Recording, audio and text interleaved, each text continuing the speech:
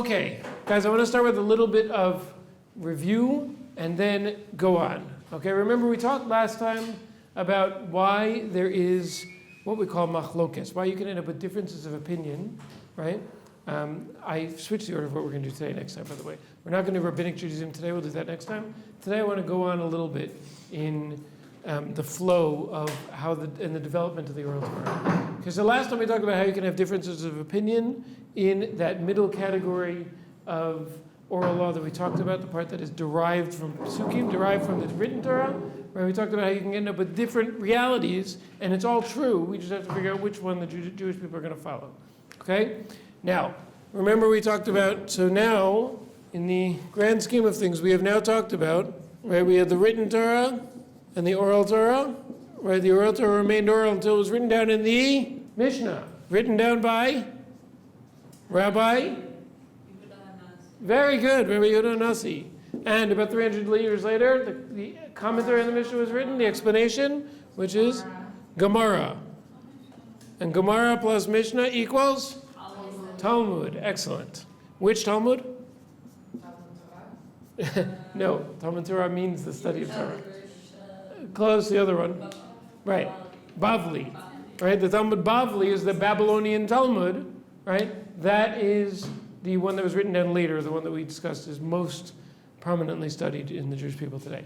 Okay, so we've discussed up until here, and we said in the Talmud there are three different types of things, right? Things that we have direct lines going all the way back to what was given to Moshe at Mount Sinai. Things that had to be derived from the psukim, from the written Torah, and we talked about there are two different approaches to why was that, either because Hashem left us some of the work to do ourselves, or because some things were forgotten, but the Torah was the emergency reboot disk, right? Remember that? And then we talked about that there's a third kind, which is rabbinic enactments, which we're going to talk about coming attractions, okay? I want to talk about what happened next, right? So in about the year 1000, about the year 500, the Talmud was sealed. Now that was over 1,500 years ago, right? So what happened after that? Okay, remember, if you lived here before the Mishnah, so what you did when you studied Torah was you went and you watched the people who sat in the middle, right? The Torah scholars would sit in the middle, everybody else would sit around on bleachers, and they would watch them discuss the oral Torah. After the Mishnah was written down, what changed? Now what did you do when you wanted to study Torah? You studied the Mishnah, right? And for the first time you might sit there with a book in front of you, right? And then, after this, if you wanted to study Torah, you studied the Gemara, right? Now, just as we said that when the Mishnah was written down, it was written in a very terse way, right? Which is almost cryptic. And if you don't know what to do with the Mishnah, you'd look at it and you'd say, I don't know what this thing is, I don't know what it means, I don't know why it says what it says, even if you read Hebrew, right? So the Gemara was the experts of the time explaining what the Mishnah means. Right? Why use this word, and what about if we change this variable, and what does this mean, and why does it say it like this, and how does this work with that other Mishnah over there that seems to contradict it, right? That's all what the Gemara did. Now, the Gemara is much longer, as I showed you, than the Mishnah is, and yet, if you don't know what you're doing, you don't know how to learn Gemara either. Right? I mean, Gemara was written, first of all, what language is the Gemara written in? Aramaic, but even if you speak perfect Aramaic, anybody here speak perfect Aramaic? Because it was written in Babylonia. Right? That's why it's called the Babylonian Talmud. And in Babylonia, they spoke Aramaic. Right? The Mishnah was written in Israel, therefore it's written in Hebrew. Right? Good question.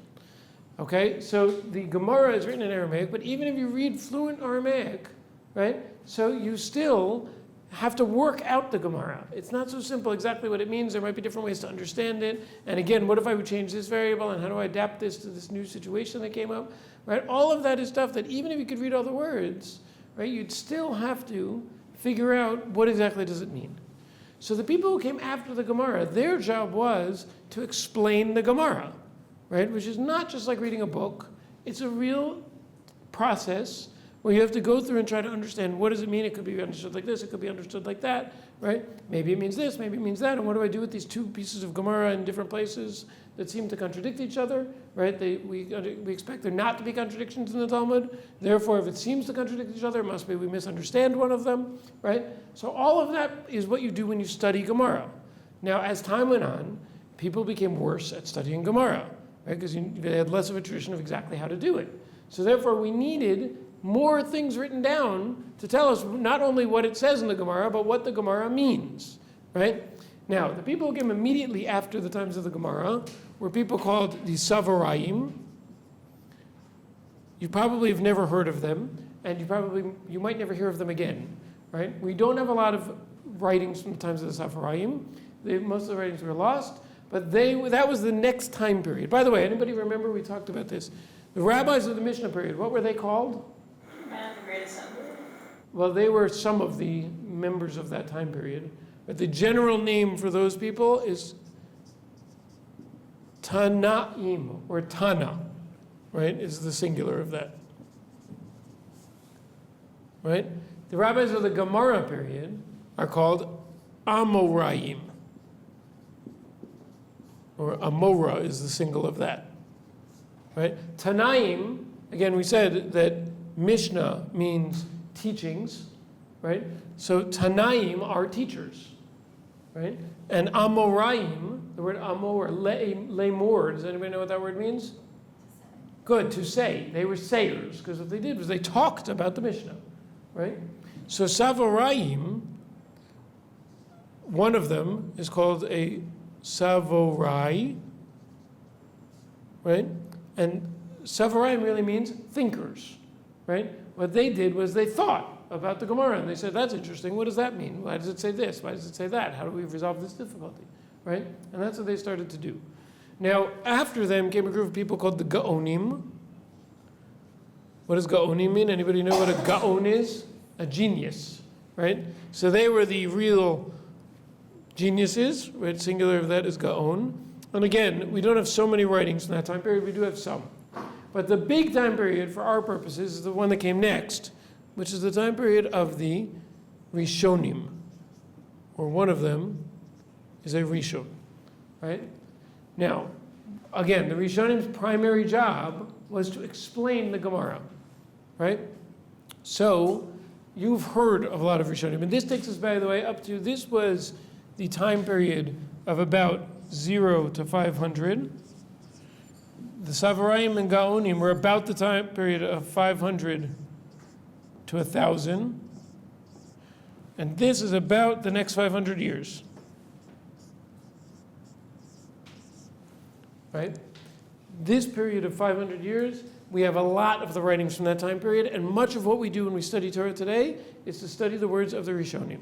Okay, now again, you're about to hear a lot of names that you might recognize, right?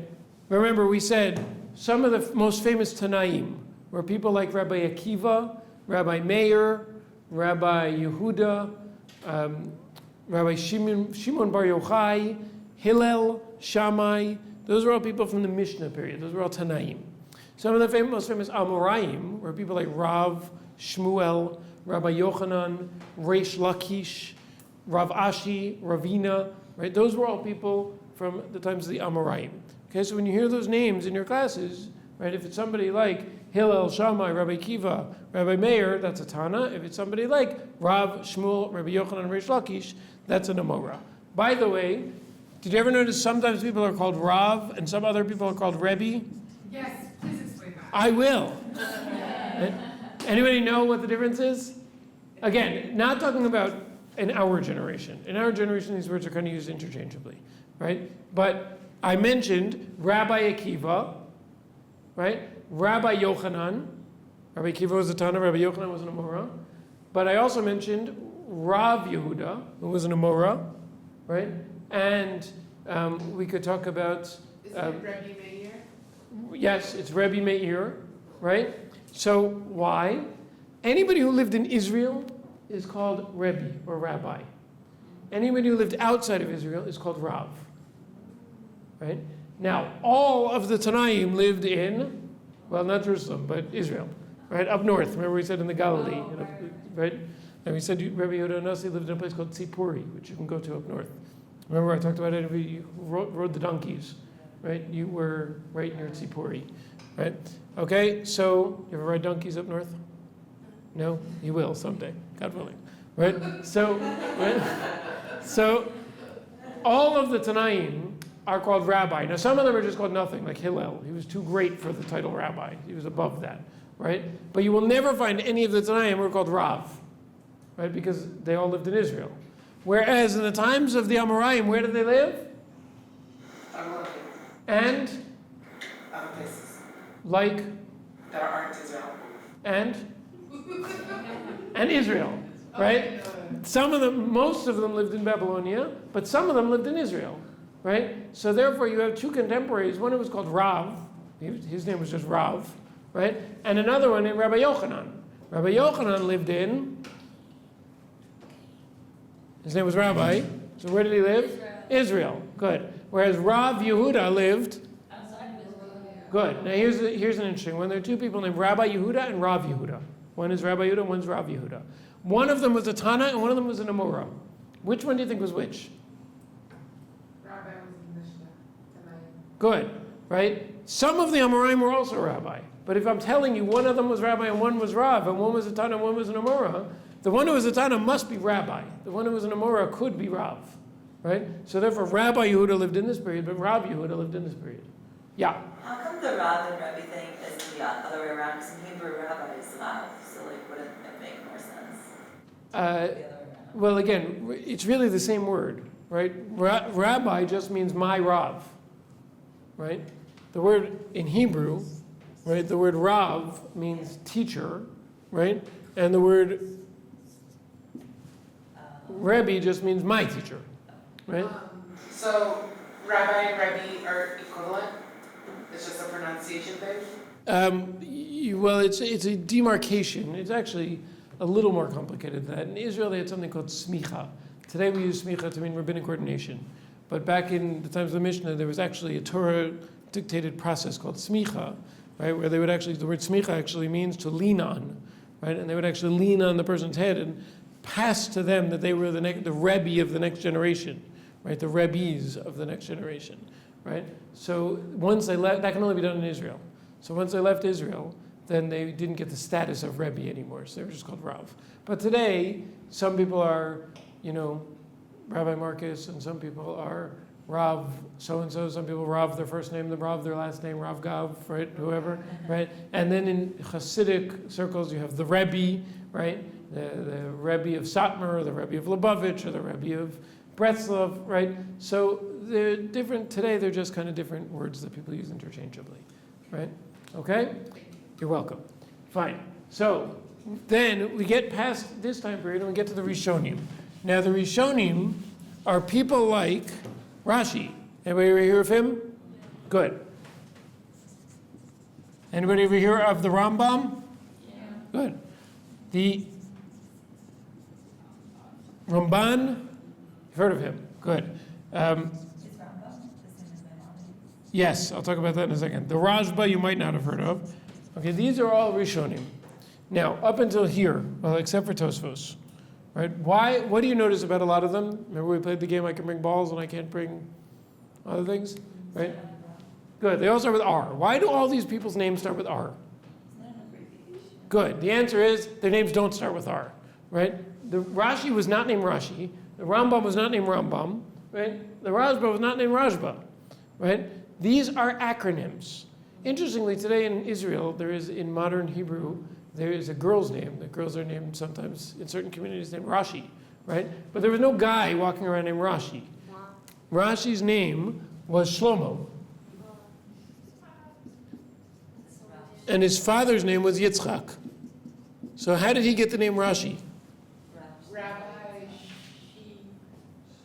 Rabbi Shlomo Yitzchaki, right? In Hebrew, that's Rabbi Shlomo from the house of Yitzchak, Yitzchaki, right? So if you take the R, the Shin, and the Yud, you get Rashi. Amazing, huh? The Rambam, somebody said, was that the same person as? Maimonides. Why is he called Maimonides?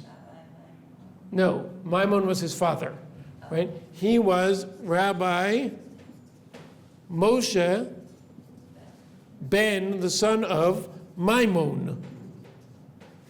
R-M-B-M, Rambam, right? That's where Rambam comes from, right? The Ramban was Rabbi Moshe ben Nachman. Ramban, and that's why people call him Nachmanides, right? Because he's from the house of Nachman, right? If you go up north to Tiberias, you can see where the Rambam is buried, and right next to him, right, you can go across, literally right across from him, the grave of Maimon, who is his father, right? So that's why he's called Maimonides, he's called Nachmanides. Now, how do you tell when somebody, right, especially rabbis, when they are saying Rambam or Ramban, sometimes it sounds very similar. How do you know which one they're saying? So this is just a little tip, right? That when we say Rambam, we always put the stress on the first syllable. When we say Ramban, we always put the stress on the second syllable, right? So if you thought you heard the rabbi say Rambam, you probably heard wrong, right? Because he probably said Ramban if his stress was at the end, right? I always say we all start Italian when we say the Ramban, right? But that's how we say it, Ramban, right? Rambam, Ramban, right? The Rambam lived first, so that's how you can remember that it's Rambam, Ramban, okay? Right, and etc. The Rashba's name was Shmuel, right? Actually, the Rashbam's name was Shmuel. I think the Rashba also maybe, right? The Ritva's name was Yom Tov, his first name, right? So the I, or was Yud in Hebrew, right? And the T is a Tet, Yom Tov. Ben, or I'm not sure what the V is for, Ashkenazi, that's his last name, I believe, right? Ibn Ezra is actually Arabic, right?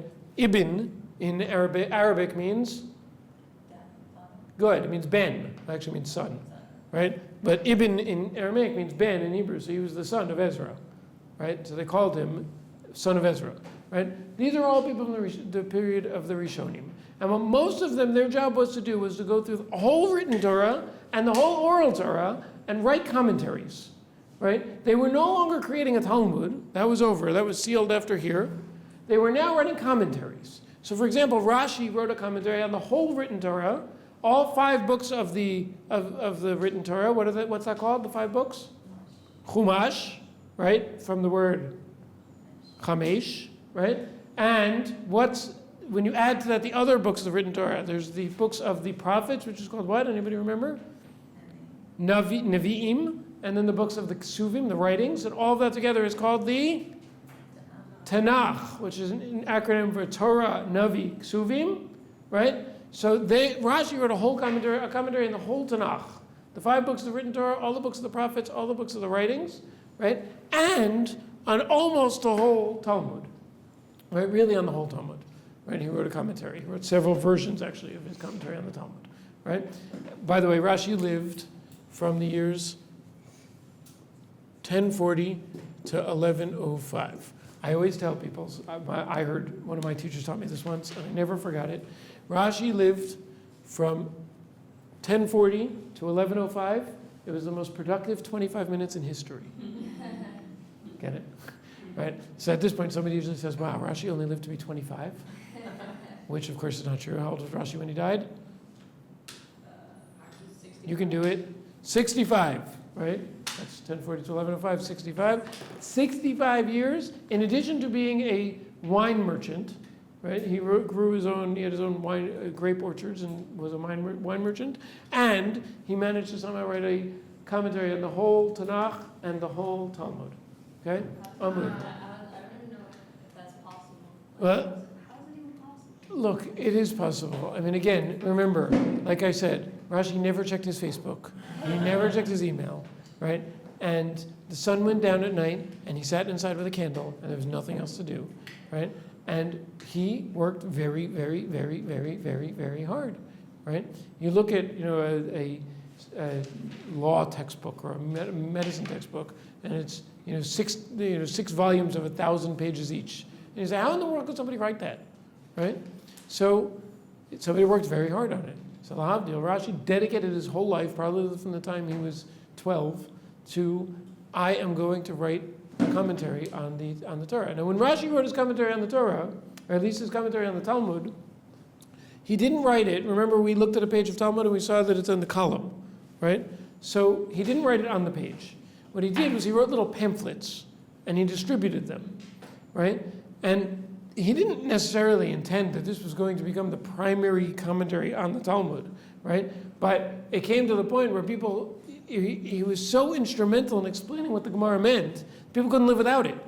I don't know how anybody understood the Talmud before Rashi came along, right? So they started incorporating this into the very text of the Talmud, right? And you'd have that middle column that we saw, and then on the inside you would have Rashi, right? And you'd have the commentary of Rashi there, right?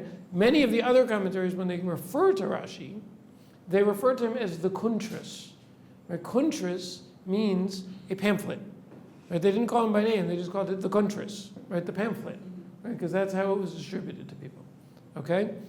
Now, Rashi didn't have any sons, he had daughters, right? If you've heard that his daughters put on tefillin, that is an urban legend, it's not true, right? But Rashi's grandsons started a school, right? And what they did in the school, this was fascinating, what they did in this school was they said, listen, we are going to continue writing commentary on the Talmud, but we don't just want to look at the Talmud like at this line or this page. We want to look at all 2,711 pages of the Talmud and figure out the interweaving of all the different parts of the Talmud with each other, right? So what this school of people did was they said, listen, we want great Torah scholars to join our school, and what we want you to do is wherever you live across Europe, which is where they all lived, right? We want you to become an expert. Obviously, we've all learned the whole Talmud, but become an expert in one tractate of Talmud, right? So you're the expert in the one called Kiddushin, which is about marriage, and you're the expert in the one called Gittin, which is about divorce, and you're the expert in the one called Brachos, which is about making brachos, and you're the expert in the one called Shabbos, which is about the laws of Shabbos, right? And we'll have two heads of school who will be experts in everything, and what we'll do is we will decide every 6 months we're all going to study the same tractate, right? And every time you come up with a question on that tractate, that Masechta, right, I want you to write it down. And when we come together and have our convention every 6 months, you will ask the question. They came together and had conventions. One person was named the scribe for that convention, the secretary, right? And everybody would go through and ask all the questions that they wrote down. And somebody would say, I have a question. Why does he use this word over here? And somebody else would say, well, I'm the expert in the tractate called Shabbos. And I know right now we're learning the tractate called Kiddushin, but there's something in Shabbos that answers your question. Somebody else would raise his hand and say, wait a second, I'm the expert in the tractate called Brachos, and if you say that answers the question, then what about this problem that it says this over here in Brachos? And somebody else would answer that question. And the scribe wrote it down, right? And then by learning that, you now can understand how these things fit together and what I can learn about this section of the Talmud based on what it says over there, and what I can learn about there based on what it says over here, right? Who are those people? That was the school called Tosfos, right? Tosfos, or Tosafot, means additions, right? It either meant additions onto what Rashi wrote or it meant additions onto what the Talmud wrote, right?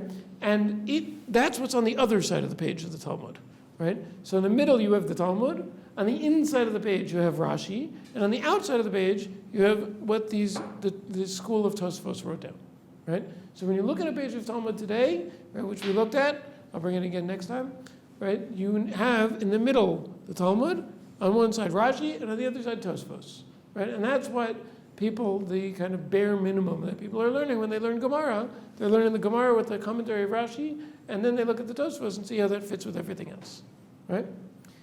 Okay. Any questions up till here?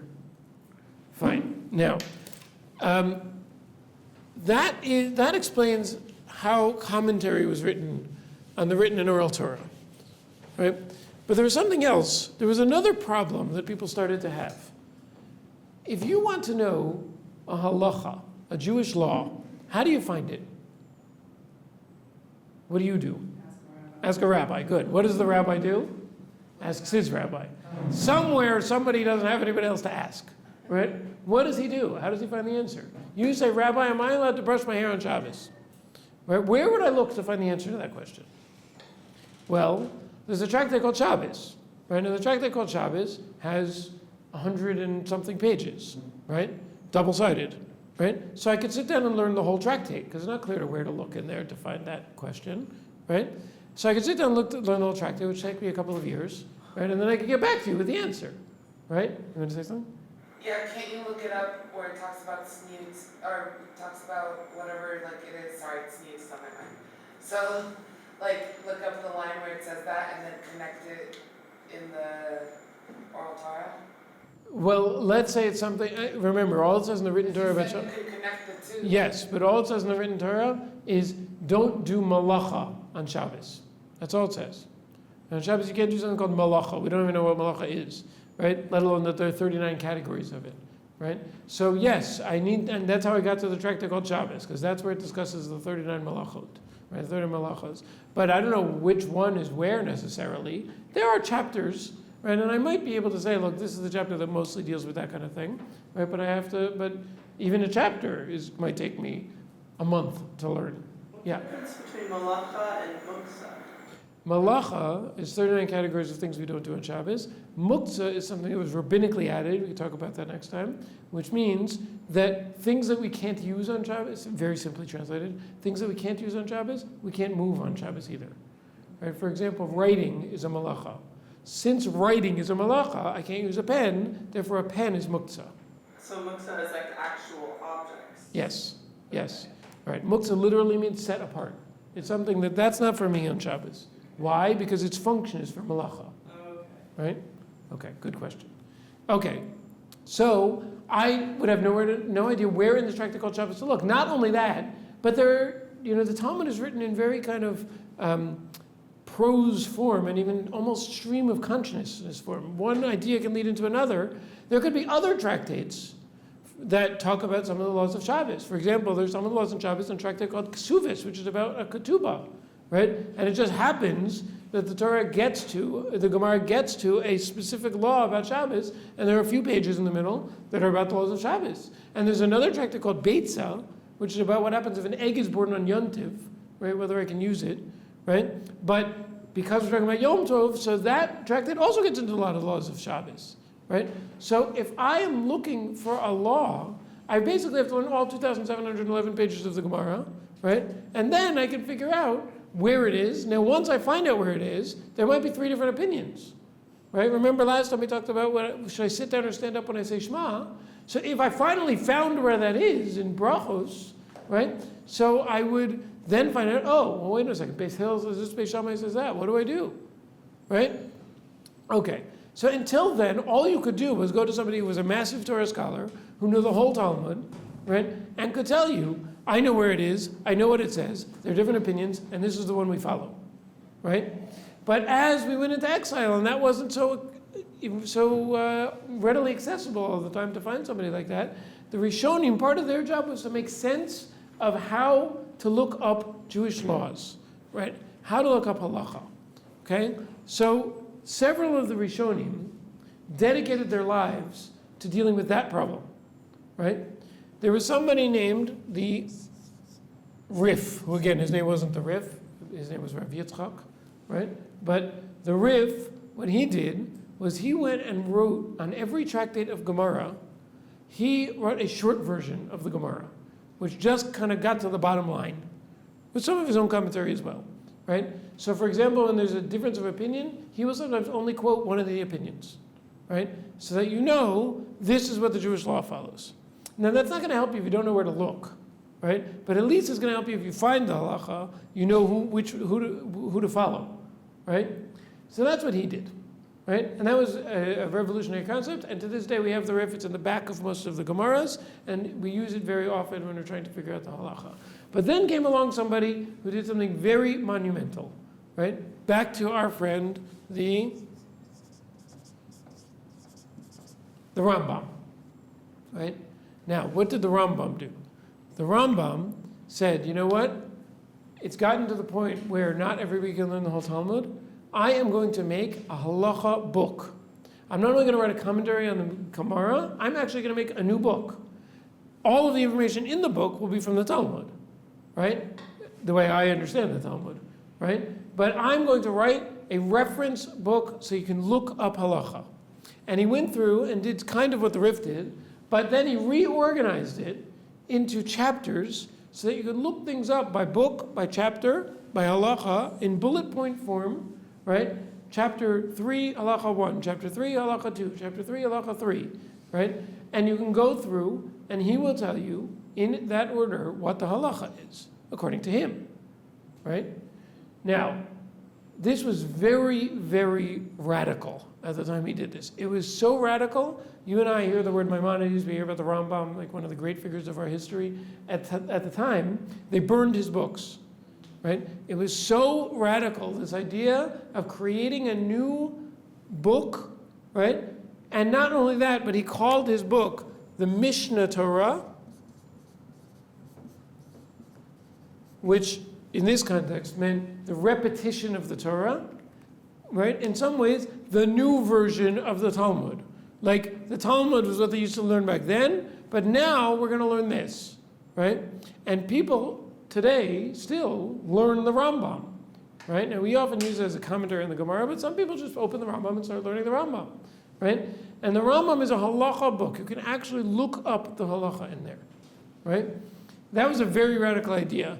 Another Rishon came along who we call the Rosh. His name was Rabbeinu Asher, right? That's how he became the Rosh. And he did something very similar to the Rif. He also decided when there were differences of opinion which one we're going to follow. Okay? Now that meant we had 3 Rishonim, right? There were others as well, but these were the major 3 who went through the whole Talmud and said every time there's a difference of opinion, here's who we follow. What was the problem? 3 Jews, right? 2 Jews, 3 opinions, 3 Jews, right? Lots of opinions. So sometimes they don't agree, right? So can I brush my hair on Shabbos, right? They happen to agree about that one, but let's say, right? I might look in the Rif and he'll say no, and then I'll look at the Rambam and he'll say yes, and then I'll look at the Rosh and he'll say it depends, right? So what do I do now, right? Okay, huh? Pick your favorite, right? Good, right? So because, right, you know, they joke that there's a database in Israel that you can type in your question, you can type in which answer you want, and then it'll tell you which rabbi to go to. I like that one. Yeah, they probably have it, right? Okay, so and we're going to talk next time about what happened from there, but at this point, life would have been very confusing. Now, thank God people came along later and made life a lot easier for us, right? But at this point, these were the they're called the 3 pillars of Jewish law, because they were the ones who went through the Gemara and took out for us what does the Jewish law follow. Okay, from them will come what we have today as our sources of halacha. Okay, so we'll continue with that next time.